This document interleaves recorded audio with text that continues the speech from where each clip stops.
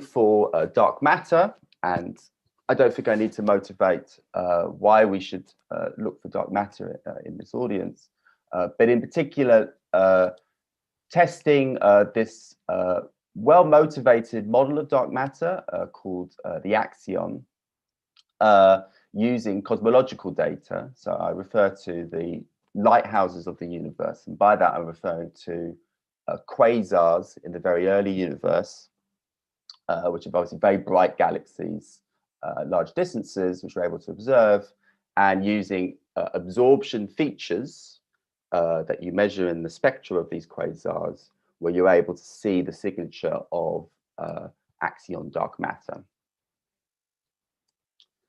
So the axion as a dark matter candidate has attracted a lot of interest in the last few years. There's a number of experiments being developed to go after the signatures of it, in particular exploiting its coupling to photons, very weak coupling to photons that would allow detection.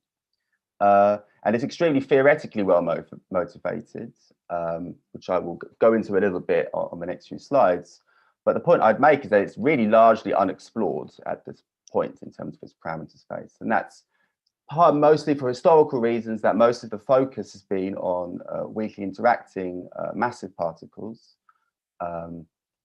which were had their own theoretical motivations, but unfortunately, as of yet, there remains no detection after a lot of time and effort looking for them.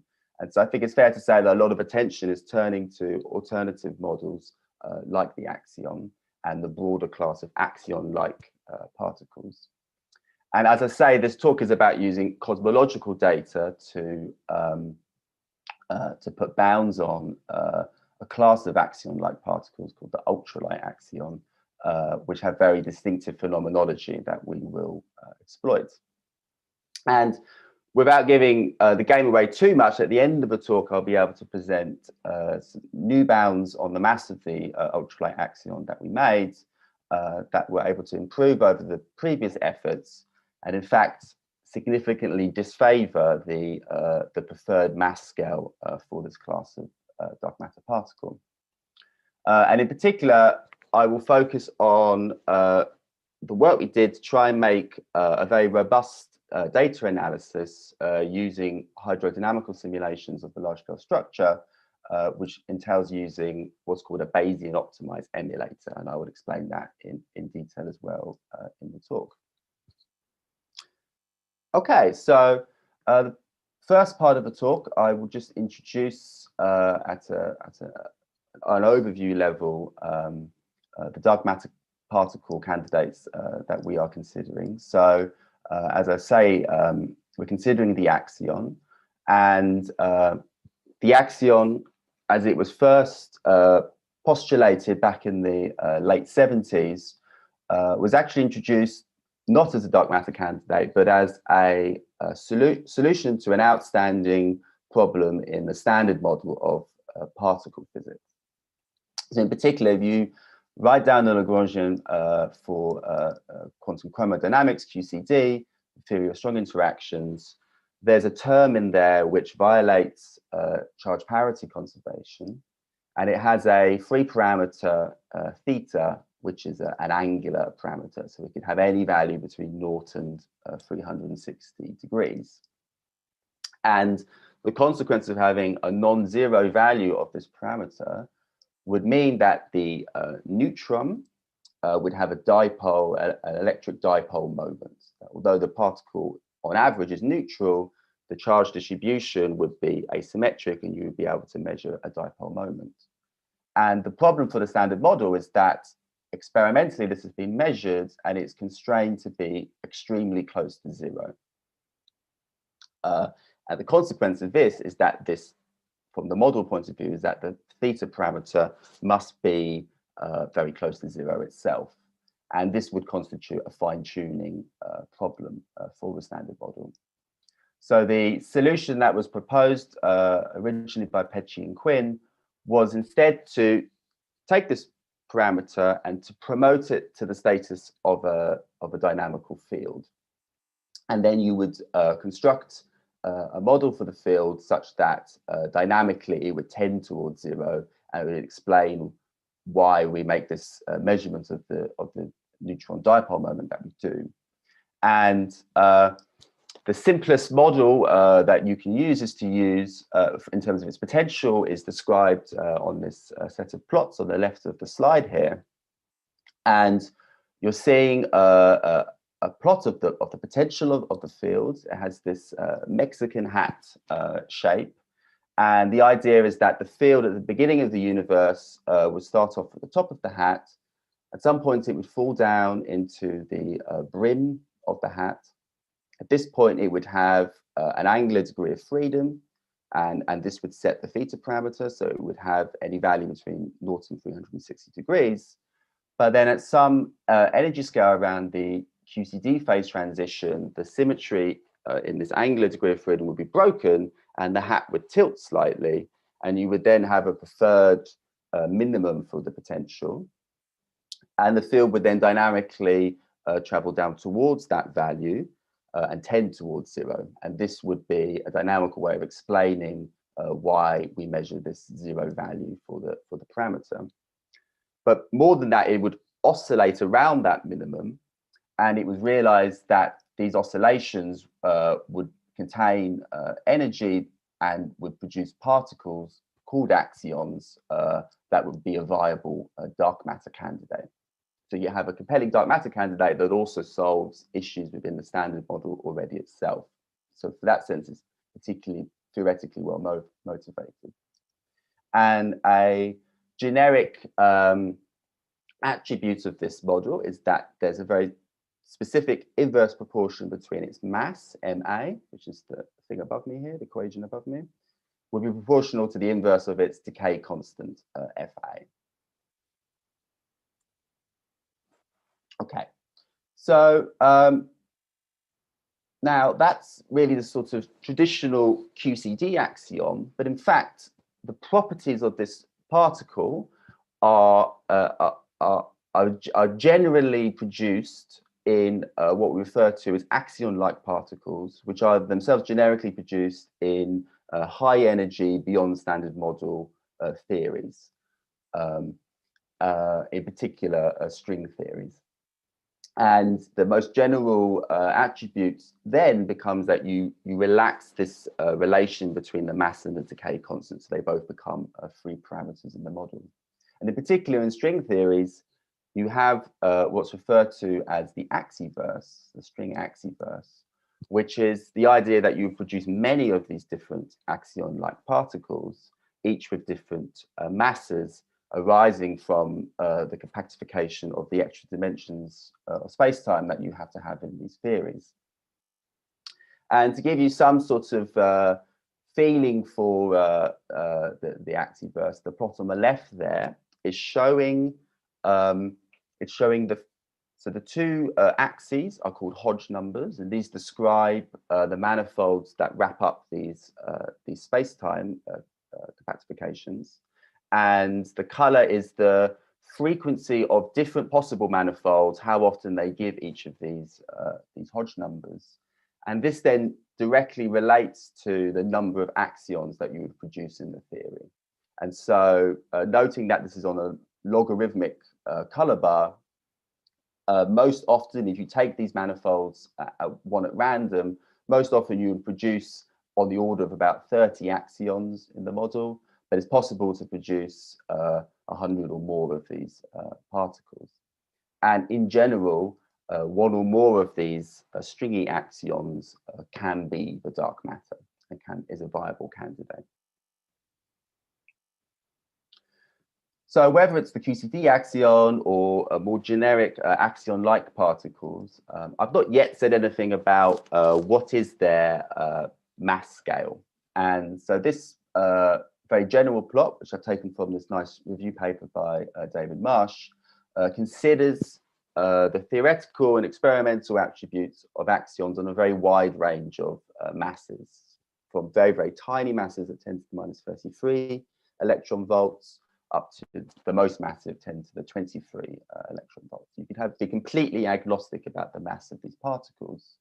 But I want you to concentrate on these two particularly interesting regions that I have circled in red.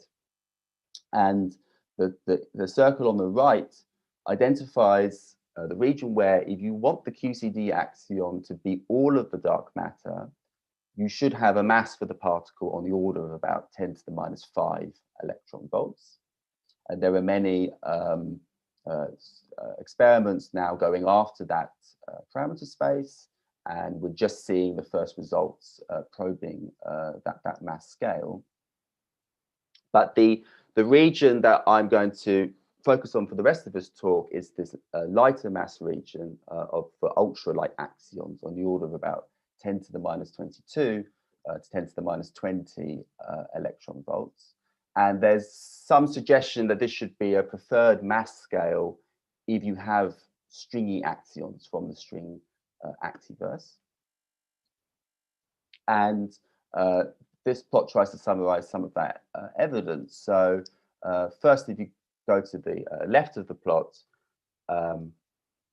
you see some work done in this paper by Visinelli and Bagnozzi, who did analysis with string-inspired priors on axion parameters and existing cosmological data, and they inferred the posterior distribution on the mass scale. So you're seeing posterior as a function of the logarithm of the axion mass ma, and the solid black line shows when you use the string priors on the axion parameters, and you see this very broad peak. So it's largely unconstrained, but you see this sort of hint that there's most interesting to look further in this region of about 10 to the minus 22 electron volts.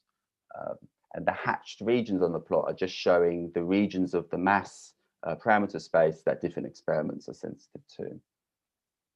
And it was also further observed in this paper by Lam Hui et al., which is somewhat a benchmark paper for ultralight axion studies, that if the ultralight axion did have this 10 to the minus 22 electron volt mass, and it was all of the dark matter, it would give a decay constant somewhere between the reduced Planck and grand unified scales, which would be an interesting hint towards this being part of a unified theory.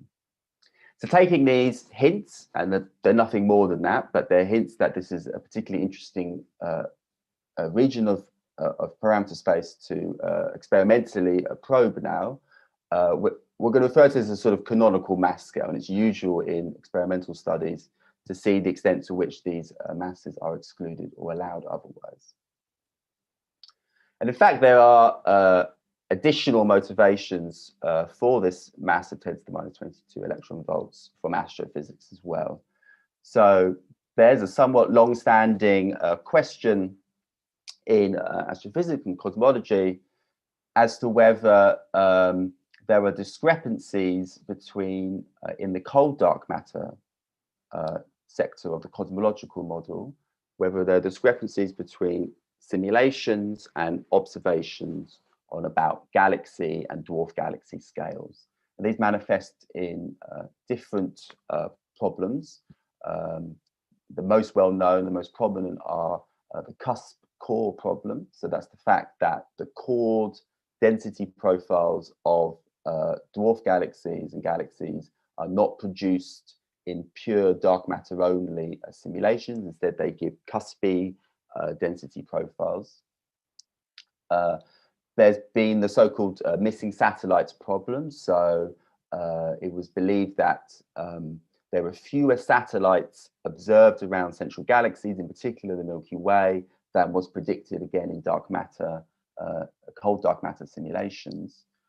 And kind of connected to this problem is the too big to fail problem, that the most massive galaxies that don't have stars or aren't observed to have stars, which would be too big to have failed, to have not produced stars as well in the simulations, and that would be discrepant with the observations. Now, ultralight axions provide solutions to these problems,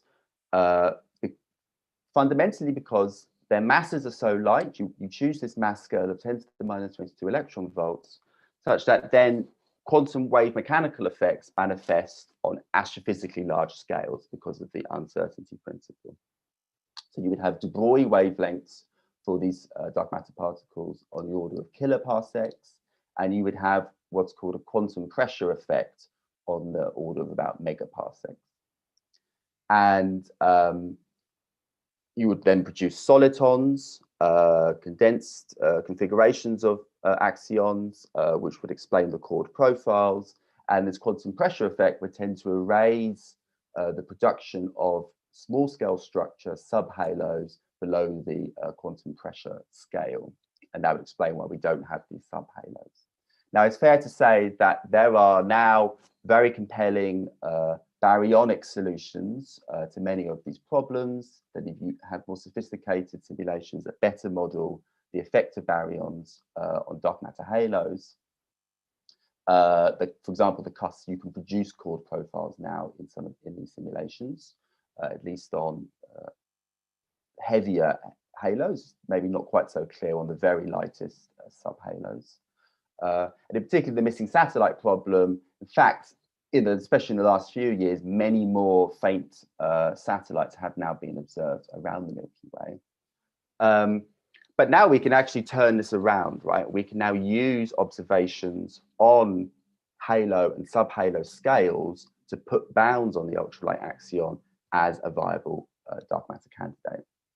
In particular, in using the data we're going to use, we're going to exploit the feature which is illustrated on this plot on the right of the screen, which is showing a slice between two simulations of the large-scale structure, the same initial conditions.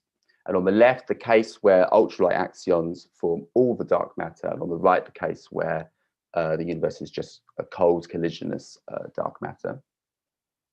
And in the ultralight axion case, you see much less substructure, as I was saying before. You see fewer subhalos in the filaments and around the central halos. And this is the key phenomenological feature that we're going to be looking for the rest of this talk, basically.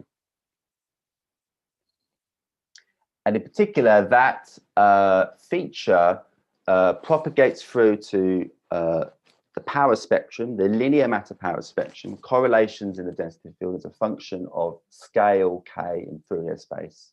It manifests there as a very sharp cutoff in the power spectrum, that below a certain scale, you will see almost no power, and you have this very sharp turnover in the power spectrum. And so this plot here is showing what's called the transfer function, and it's the square root of the ratio of the power spectra for an ultralight axion universe to a cold dark matter universe. And as you say, each one of these colored lines has this sharp cutoff. And in particular, the scale at which this cutoff appears is a function of the axion mass. So as I increase the axion mass, the quantum mechanical effects reduce to smaller scales, and so the cutoff manifests at larger wave numbers, larger values of k. And it follows this scaling relation, which came from this paper in 2000. And so in terms of cosmological probes, tracers of the matter power spectrum, we want something that's a very good tracer of the linear perturbations, so that we have a cleaner picture of this cutoff in the linear power spectrum. We want something at high redshift, because again, you will be less time for nonlinearities to evolve and erase the sharp cutoff. And in order to be able to probe heavier and heavier axions, we want something that can measure the power spectrum on very, very small scales. And from a cosmological point of view, really the best tracer we have for that at the moment is the Lyman-alpha forest. So at this point, I'm going to switch to some discussion about what is the Lyman-alpha forest. So I'm just going to switch over so I can show you a film. So as I said at the beginning of the talk, the Lyman-alpha forest is an absorption feature observed in the spectra of high redshift quasars. So if you take a spectrum from the quasar, so here in this movie, you're seeing the intensity of light is a function of wavelength. You see this forest of lines, and the movie, it's made by Andrew Ponson at UCL, shows this spectrum being built up as the photons from the quasar are moving through the intergalactic medium, which is the gas in between the galaxies. And every time the photons are hitting a cloud of neutral hydrogen gas, you see absorption lines being pulled out at rest frame wavelengths for the Lyman-alpha transition at 1216 angstrom, for Lyman beta at shorter wavelengths, Lyman gamma, and then the Lyman limit. But also simultaneously, the whole spectrum is being continuously redshifted because of cosmological expansion. And so new lines are always coming in at the rest wavelength, but the previous lines are being redshifted away. And so then at our rest frame, we see this forest of lines, and then the position and the strength of that absorption line is a mapping of the distribution of the density of the neutral hydrogen gas that causes the absorption along the line of sight to the quasar. And that in turn is a tracer of the distribution of the density of the dark matter along the line of sight to the quasar. So if I measure the power spectrum of the flux, the transmitted flux in this spectrum, I will have a tracer of the neutral hydrogen power spectrum and in turn a tracer of the dark matter power spectrum. And so we can then look, if there's features in the dark matter power spectrum, we can see how these manifest in the flux power spectrum. And so that will be our primary observable for this analysis.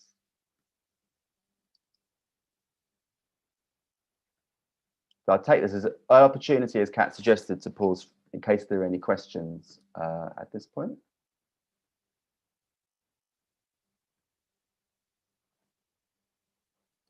Okay, in which case I will proceed. Okay. So we're going to be looking for this cutoff of the power spectrum in the Lyman-alpha forest flux power spectrum. And we're going to be sampling, at the end of the day, a posterior distribution on that parameter, given the data we have. But we're going to have to be very careful about marginalizing over uncertainty in the state of the intergalactic medium and the effects that that uncertainty has at the flux power spectrum level. So we're going to have to construct a model for the intergalactic medium and marginalize over that in our final inference.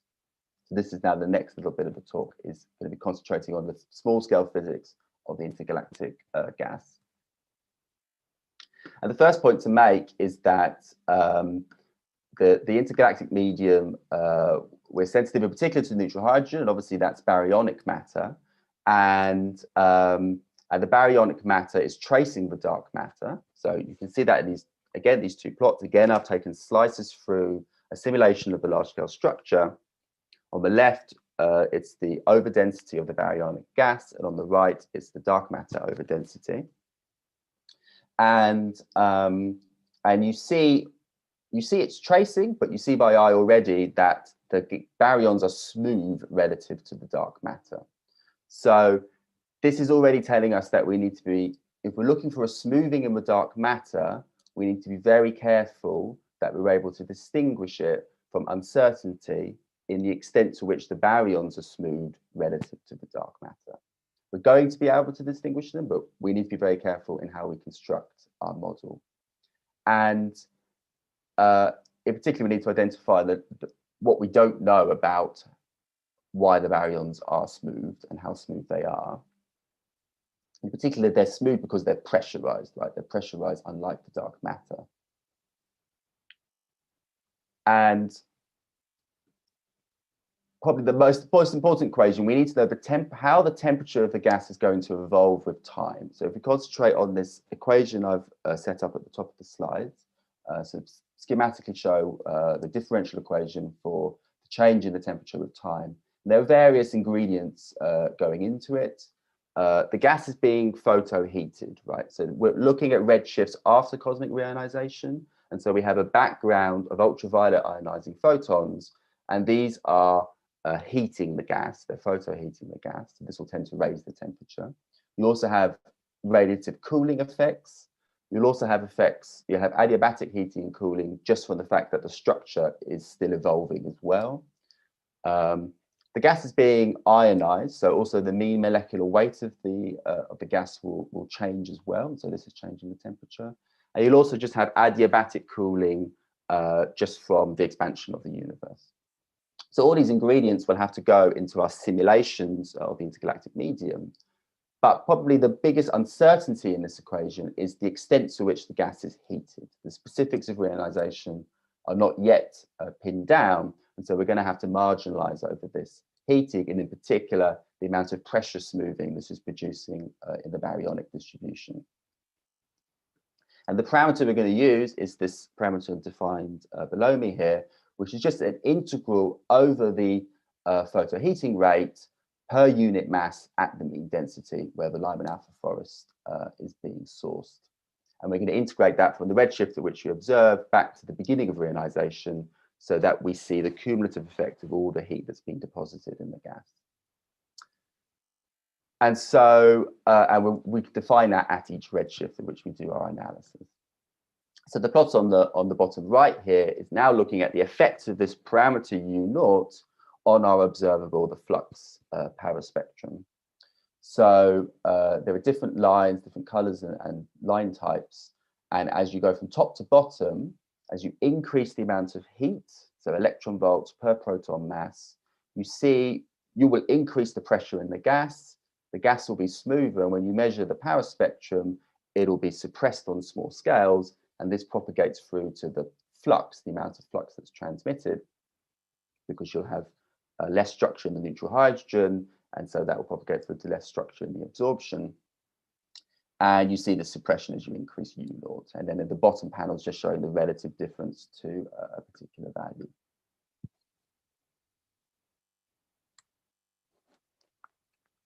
So we've kind of got ourselves to the baryonic distribution. There's another step to get to the distribution of the transmitted flux in the quasar spectrum we're going to use. So this plot nicely shows it. We'll take it a panel at a time. So again, we're seeing slices through simulations of a large-scale structure. And the top left, we have something similar to what we saw before. It's the distribution of the baryonic overdensity. And you see the filamentary structure. The top right is the distribution of neutral hydrogen, which is largely tracing the baryons. And the bottom left is the distribution of the temperature of the gas. And again, this is largely tracing the baryons. And then the bottom right is showing the distribution of the flux. And the way you need to think about how this has been constructed is as if we had lots of very finely sampled lines of sight along the y-axis of that plot. So it's as if I had lots of quasars all lined up at the top, and I was sitting at the bottom, and I was observing Lyman-alpha forests up through that slice and seeing the distribution. So each one of those would be like a little spectrum, and I've lined them all up so that I get this 2D field. Now, obviously, in real life, we never get quasars quite that finely sampled, but it illustrates the properties of the field which we can define for the flux. And in particular, you can see broadly it's tracing the baryons as we want it to do, but you see in particular there are sort of smeared out lines along the y-axis. And this is a redshift space effect from the fact that we are observing absorption lines, and any individual absorption line will be broadened because of the temperature of the gas. Doppler broadens because with a Gaussian profile because of the instantaneous temperature of the neutral hydrogen cloud that's producing that absorption feature. And so, again, this is a sort of smearing out effect as a tracer. It's a redshift space distortion, and it will be linear on large scales, but it will be non-linear on small scales.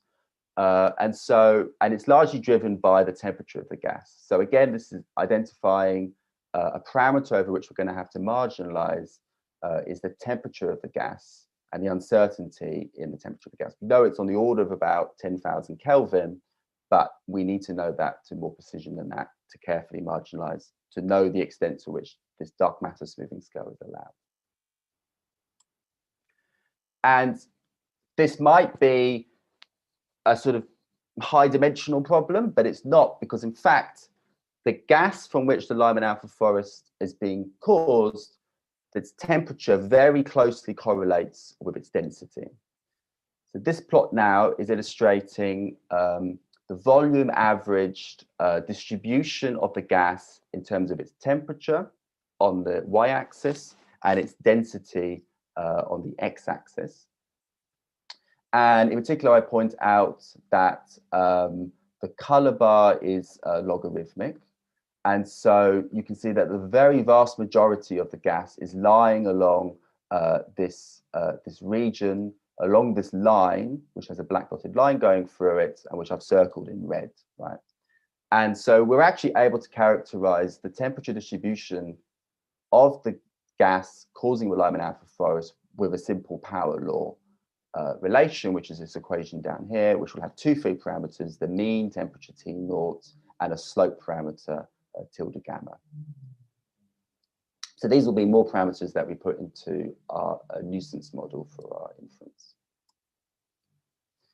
And just to show you the effect of temperature on the flux power spectrum at the top left here, equivalent plot to before, you see different lines from top to bottom. As I increase the temperature, you will broaden out these lines more, and you will tend to erase structure on small scales. And so the flux power spectrum gets pushed down on small scales. At this point, I want to point out that, so we're looking for a dark matter smoothing scale, which is suppressing the small scale power spectrum. We have two effects here, which are also suppressing the small scale power spectrum. So we're going to have to be very careful about how we marginalize over these.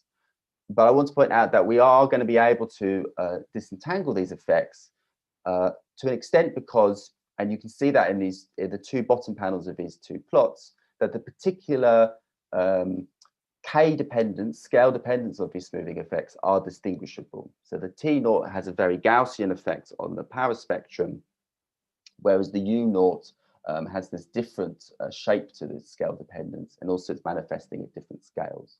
So having more and more scales in our power spectrum analysis will help us to improve our bounds and to disentangle the different nuisance parameters. Okay, so I'm going to switch gears again slightly and talk about the simulation effort and how we're going to use the simulations to sample the parameter space for the model that we've defined. And the most accurate predictions, in particular on these very small scales, require hydrodynamical simulations. And these are very computationally expensive. And so if you wanted to use standard methods of inference to sample a posterior distribution like an NCMC chain, where you might need millions of samples of different parameter configurations for convergence, you would in principle need to run a new simulation at each step in that chain. So you would end up having to run millions of these simulations, and that's computationally intractable. So we're going to need a way to be able to sample this parameter space without running, by running only a practical number of simulations, which might be on the order of a few tens or hundreds maybe. And so this is to use this idea of what's called an emulator. And this is being developed in other analysis of other probes of the cosmic large-scale structure. And in particular, we've been working on this idea of Bayesian emulator optimization, which I will explain. So I think it's worth, at this point, discussing what basically constitutes the state of the art for current analyses of the axion dark matter using the Lyman-alpha forest. And so what they do is they use this idea, which I've illustrated on the left here, which is a quadratic polynomial interpolation. So you choose a fiducial point in your parameter space, you run a simulation at that point, and you then run a few simulations around that point along each parameter axis, and you assume that the dependence on the parameters for your simulation output, the power spectrum, will be linear and small. And so you can basically do a Taylor expansion around that point, to maybe quadratic order, fit that, and then use that to predict how the simulations will behave everywhere else in the parameter space, not just along those parameter axes, but to ignore the possible effect of any cross terms in your parameter space. And this could work, but it constitutes a strong prior, at least, on how your simulations will behave with your parameters, which in particular may not hold up when we're looking at these very small scale effects, which could be nonlinear. And a key limitation of this methodology is that we have no general robust way to estimate the uncertainty in our theoretical modeling from the interpolation. I can test how good my interpolation is with a few different test simulations at certain points, but what I really want is some way to predict the uncertainty in how good my emulation or interpolation is everywhere in the parameter space, so I can include that in my statistical model. And so we use this idea of a Gaussian process emulator, and this plot down below me now is just showing the way the different kind of sampling scheme in our parameter space that we use. Traditionally, we use a Latin hypercube, which sort of evenly distributes the samples throughout the full parameter space. So a Gaussian process, without getting unduly technical, is just a way to smoothly and probabilistically interpolate between a set of training simulations, which are just a few simulations you are able to run, and then you're interpolating between them. So this plot over here is now showing a sort of simple test case of a Gaussian process emulator in one dimension. So if you look at the top panel first, you have a simple function. The true function is in blue.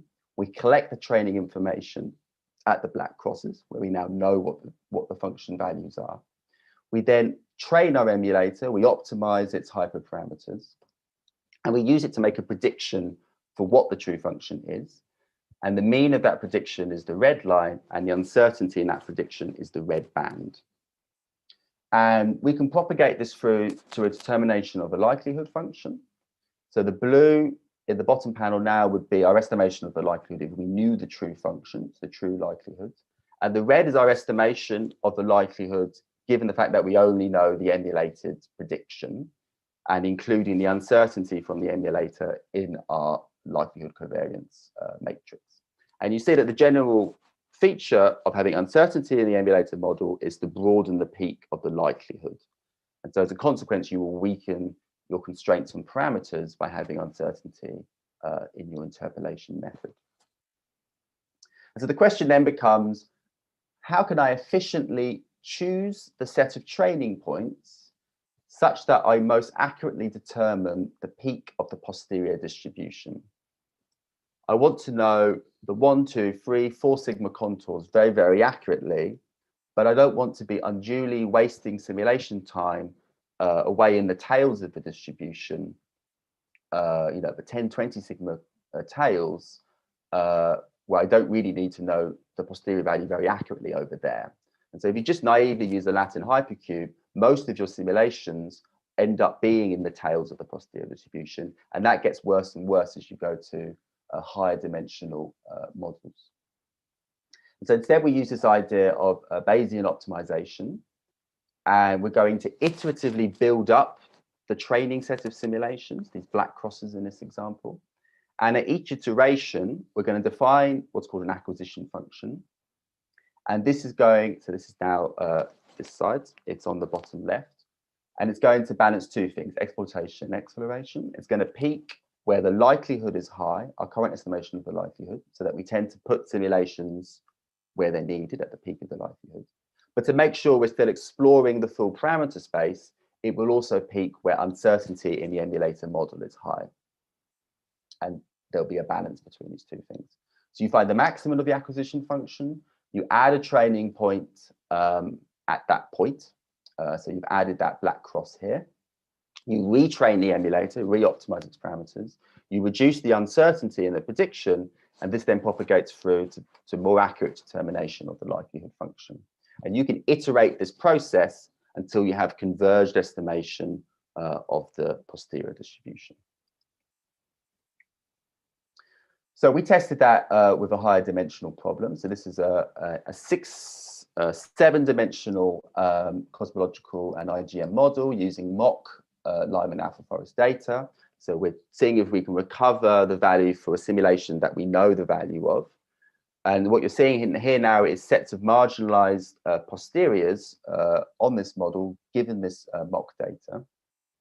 And the different colors of the contours indicate different stages in this optimization process. So the gray is using the initial Latin hypercube that we use, and then the colored ones are showing different stages as we add optimization simulations to our training set. And then the colored crosses are showing the projected positions of the training simulations. And you see, as was indicated by the simple toy example, the Bayesian optimization tends to add simulations, the colored crosses, in areas of high posterior probability. And so we reduce the emulator error at that peak where we need to know the contours most accurately. And we then compare that to the case, we compare the contours that we get from using Bayesian optimization to the posteriors using an emulator which use more simulations, but using this traditional Latin hypercube sampling scheme. And so if you compare the blue contours to the red contours, you see that they tend to be smaller, and that's because we're concentrating our simulation effort at the peak of the posterior, reducing the emulator error there, and getting closer to the true likelihood function. And so this is just to say, although in this work we're concentrating on the Lyman-alpha forest, as I said at the beginning, emulators are actually being used quite widely now in studies of the cosmic large-scale structure, different tracers, galaxies, 21 centimeter, weak lensing, and others. Having a way to test to efficiently choose your simulation set, and in particular to test for convergence of your estimation of the posterior will be important to have robust constraints from the large-scale structure. Okay, let's return for the last 10 minutes to the problem at hand of testing the paradigm of cold dark matter and looking for the signature of ultralight axion dark matter. And just to advertise it, this last bit of the talk is advertised in these two papers, which were on the archive. So now we kind of apply that methodology that we introduced to the axion model that we discussed right at the beginning of the talk. So now we have a set of parameters. If you look at the parameters at the bottom here, again, these are sets of marginalized posterior distributions. We have the logarithm of the axion mass right down below me there. And then you'll see the nuisance IGM parameters that we defined before. We also marginalize over the primordial power spectrum, its slope ns and its amplitude as. We have an additional parameter tau naught that is a proxy for the strength of the ionization from the ionizing background. And you see a similar, so this is now using real data, and you see a similar behavior as with the plots before, where the contours are moving around and shrinking and changing shape, but by the end, so the colored contours from red to yellow to green, as we add more and more optimization simulations, these contours are not moving, and this is indicating to us that we have reached convergence in the construction of our emulator, and we have robust bounds on our parameters. And we can explicitly check that by looking at the convergence of summaries of that posterior, in particular, the marginalized mean values and the marginalized 1 sigma and 2 sigma contours. And you see that by the end of the optimization, all of these values are not shifting epoch to epoch by more than a fraction of a sigma. And so this is statistically insignificant changes, and so we've reached convergence.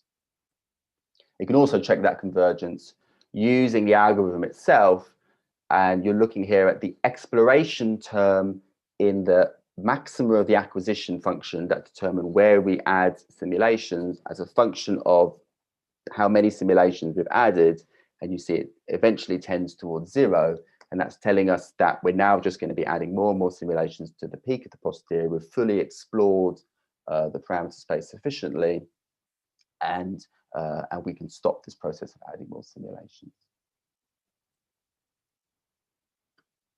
And just to zoom in on the key physical parameter that we're interested in, the logarithm of the axion mass in electron volts. You see that, in fact, you start with a spurious detection of the axion mass from having an unoptimized emulator. And as we add more simulations, this becomes a lower bound. And towards the end, the purple and yellow contours, there's no shift at all, essentially. And so we have converged estimation of the bound. So this is just a summary plot of our bound now. So again, if you look at the marginalized posteriors up at the top, on the left, again, we have the 1D posterior on the axion mass, and then I'm showing the 2D posteriors with the three nuisance parameters that we discussed. This is at, we have 3 redshifts in our data. So I'm showing you the posteriors at a redshift of 4.2. In the table, I show the full set of parameters that we have. So we have a different set at each redshift bin that we use: redshift 5, redshift 4.6, and redshift 4.2.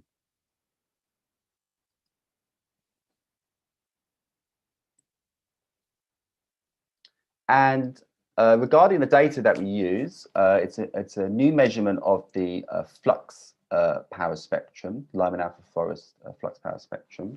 The subtlety that, in fact, it's what's called the 1D flux power spectrum. So you don't measure correlations, you only measure correlations along the line of sight. And so there's a sort of integral effect from not measuring transverse modes in the sky, which is accounted for in the emulator. But the key point here is that, so you see the data here, you see the 3 redshift bins in different colors, and the horizontal line is to indicate the smallest scale that was previously accessed in putting bounds on the allowed axion mass. And so this will be important in understanding where the information in our bound is coming from. And I've plotted on that is the maximum posterior value for the flux power spectrum from our analysis, just to indicate the goodness of fit that we have. And I just want to show you this summary plot comparing our bound to previous efforts using the Lyman-alpha forest, and also some of the leading constraints in this part of the parameter space. So now you're seeing bounds in this interesting part of the ultra axion mass axis from 10 to the minus 22 electron volts up to 10 to the minus 18. And you see that on very, very smaller masses, you have exclusions up to about 10 to the minus 22 from cosmic microwave background, angular power spectra, and also from reionization, in particular the high redshift UV luminosity function. And you also have a bound down to about 10 to the minus 18 electron volts from a non-detection of black hole superradiance for supermassive black holes. And as we've pointed out here, so the bound in terms of the lower limit is 95% credibility, is about 2 times 10 to the minus 20 electron volts. And in fact, this improves by about an order of magnitude over the previous effort. And we wanted to dig into why, where this improvement's coming from. And so we did a test where we removed the smallest scale bins, the highest wave number bins from our flux power spectra. So first we removed the 2 smallest scale bins and then the next 2 smallest scale bins. And we found that the bound weakens as a consequence. And this is consistent with what we were saying at the beginning of the talk, that as you increase the axion mass, the cutoff in the power spectrum manifests on smaller and smaller scales. And as you measure the 1D flux power spectrum to smaller and smaller scales, you will access more of these smaller scale modes. And so you'll be able to see if there's a cutoff from these heavier axions. And so then we see the reverse, that when we remove the small scale information, we're unable to probe the cutoff arising from these heavier axions, and the bound weakens as a consequence.